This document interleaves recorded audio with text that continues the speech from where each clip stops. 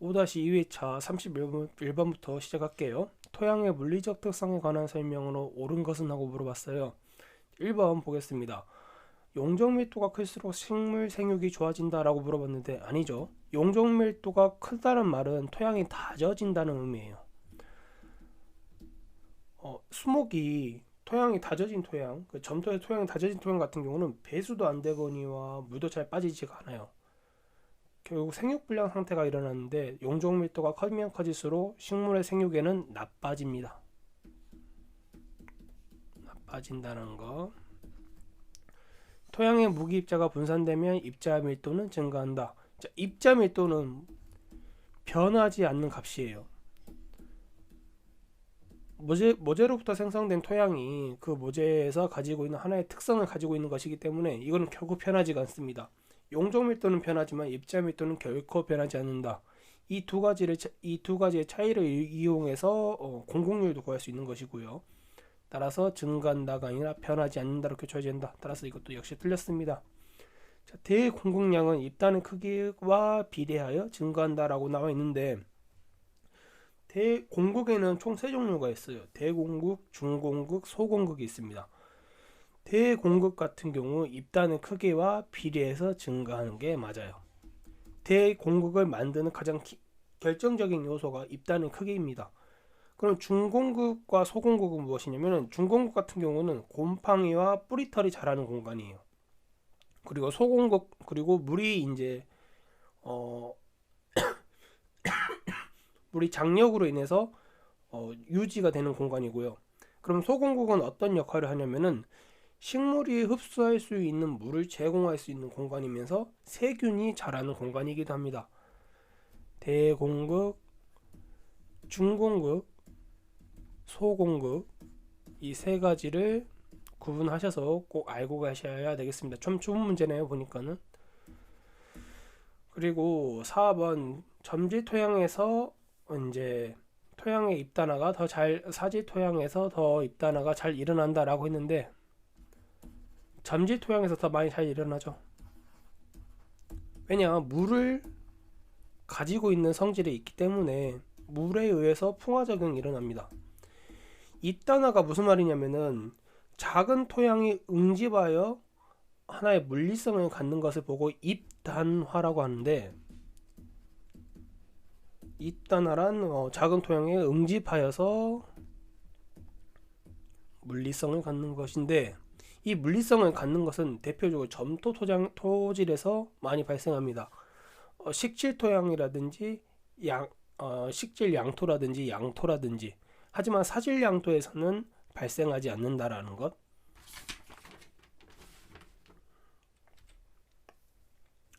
32번 굉장히 중요한 문제네요. 이게 그러니까 토양 나무사 5회차, 6회차 실기시험에 나왔던 문제고요. 그리고 4회차도 나왔네요. 보니까는 4회차도 나왔던 문제고요.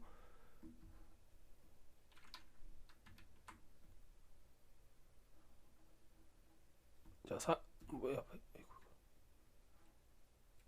4회차도 나왔던 문제고요. 5회차도 나왔던 문제, 6회차도 나왔던 문제입니다. 여기서 보면은 이 지문에서 공급률과 용적 수분 함량을 구하라는 문제가 나왔어요. 비슷한 문제로는 용적 수분뿐만 아니라 중량 수분 함량도 구하라는 문제가 나올 수도 있고, 이제 용적 밀도도 이제 구하라는 문제가 나올 수도 있습니다. 이 문제를 기본적으로 풀기 위해서는 용적 수분 함량 공식과 공급률에 대한 공식을 알고 계셔야 돼요. 용적 수분 함량의 공식은 수분 무게 또는 수분 용적이 전체 용적으로 나눠주는 값을 보고 용적 수분 함량이라 합니다. 공급률 같은 경우는 용적 밀도를 입자 밀도로 나눠준 값에 대해서 다시 1을 빼줘서 나오는 값의 퍼센테이지 값을 공급률이라고 합니다. 그러면은 자, 그럼 공식은 말씀드렸고요. 각 지문을 통해서 공급률과 용적 수분 함량을 구해 보도록 하겠습니다. 공국률을 구할 때는 입자 밀도는 방금 2.6g 세제곱센치라고 나와 있으니까 구해져 있고요. 그러면 이것을 구하려면은 용적 밀도를 구해야 되죠. 용적 밀도를 구하려면 어떻게 해야 됩니까?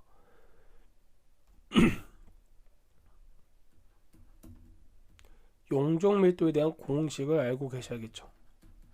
그럼 용적 밀도 공식은 뭐냐? 고상 무게분의 무게를 전체 용적으로 나눠주는 겁니다. 여기서 토양 수분 무게는 150g이고 건조후 토양의 무게는 130g이다 라고 나와 있어요. 그러면 여기서 이거는 토양의 물과 합쳐진 것이고 고상 무게가 나와 있으니 순수 토양의 무게를 말하는 거죠. 그럼 130g이 되겠습니다. 따라서 130g을 전체 용적인 100cm로 나눠준다. 그럼 얼마가 될까요? 1.3g per 세제곱센치가 나오죠. 공국률 같은 경우는 1 입자 밀도분의 용적 밀도분의 입자 밀도. 제가 헷갈리네요. 잠깐 다시 말하겠습니다.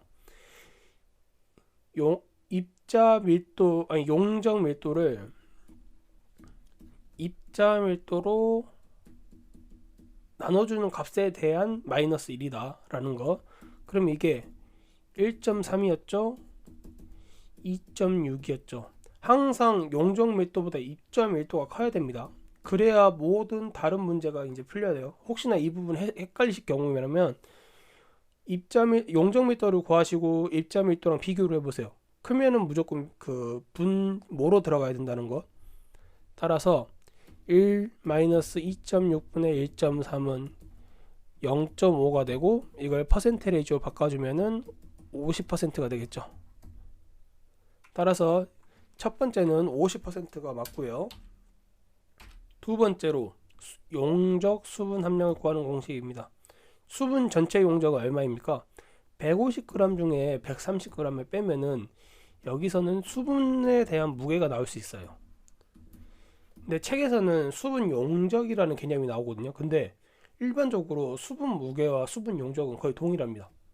같은 비율을 가지고 있다. 따라서 수분 무게 즉 20g을 전체 용적 얼마였죠? 100cm로 하면은 100분의 20이 되겠죠. 이거면 20%네요. 따라서 답은 4번 50% 20%가 되겠다라는 것. 참 좋은 문제니까요. 이 부분을 꼭 숙지하시고 알고 계시면 좋을 것 같습니다. 토양의 통기성을 결정하는 인자는 하고 물어봤어요. 답은 2번입니다. 근데 3번도 어렴풋하게 될 수가 있어요. 근데 통기성을 결정하는 가장 중요한 인자라고 물어봤기 때문에 토양 수분 함량이 정답에 더 가깝다고 말씀드릴 수 있습니다. 왜 그러느냐? 모함이 있고 그것 통해서 우리가 모재를 만들어지고 모재를 통해서 토양이 만들어지죠. 이 각각에 대한 이제 풍화 작용 중에 모재, 기후, 지리, 그리고 생물과 시간, 이 5가지의 인자들이 풍화 작용에 작용을 하는데요. 여기서 가장 중요한 게 수분입니다. 특히나 이 모재에서 토양으로 가는 이 사이의 범위에서는 토양 생성 작용이라고 하는데 이 부분에서는 가장 중요한 게 물이 되겠습니다. 물에 의해서 토양의 색깔도 결정이 되는 거고요. 수분 함량도 이제 토양이 결정이 되면서 결정이 되는 것이기 때문에 답은 2번 수분 함량이 되겠습니다. 자, 34번 토양 수분에 관한 설명으로 옳지 않는 것은 하고 물어봤는데 이거 굉장히 중요한 문제인데 이걸 풀기 위해서는 다음 밑에 있는 표를 꼭 알고 숙지를 하고 가셔야만이 풀 수 있는 문제다 라고 말씀드리고 싶어요. 1번 보겠습니다. 포장 용수량에서 토양 수분 함량은 사지 토양보다 잠지 토양이 당연히 높죠. 수분 하면 무조건 잠지 토양이다 라는 것 알고 계셔야 될 것 같고, 모세 간수는 포장 용수량에서 위조장까지의 수분이다. 자, 모세 간수 보겠습니다. 이 표를 알고 계셔야 돼요. 모세 관수는 흡습 계수에서부터 포장 용수량까지죠. 근데 책에서는 위조점에서 포장 용수량까지라고 물어봤습니다. 이거는 무슨 말이냐? 모세의 관수는 포장 용수량부터 흡수 계수까지라고 하면 맞는 문장, 또는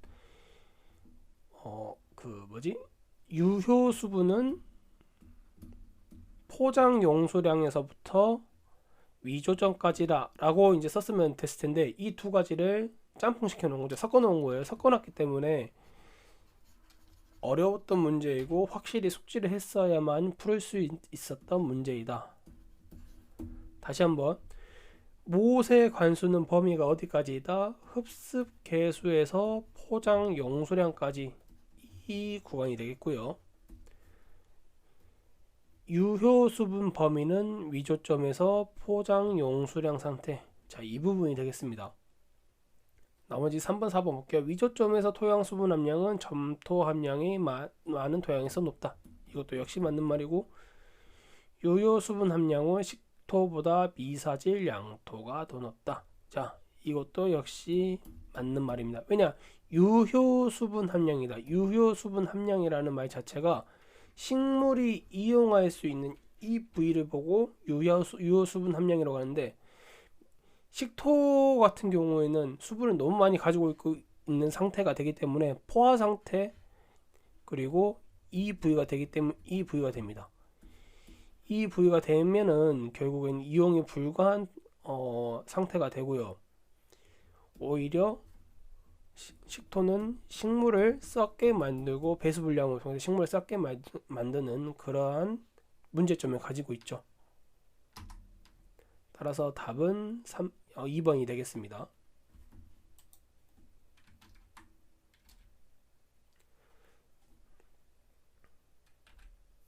35번 더 하도록 할게요. 양이온 교환 능력이 가장 큰 토양은, 자, 양이온 교환 능력, 식토가 되겠습니다.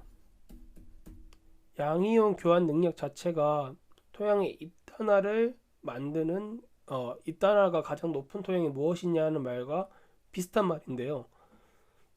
양이온 교환을 가장 많이 시키는 토양은 식토가 되겠고, 점토가 되겠고, 따라서 답은 식토가 되겠습니다.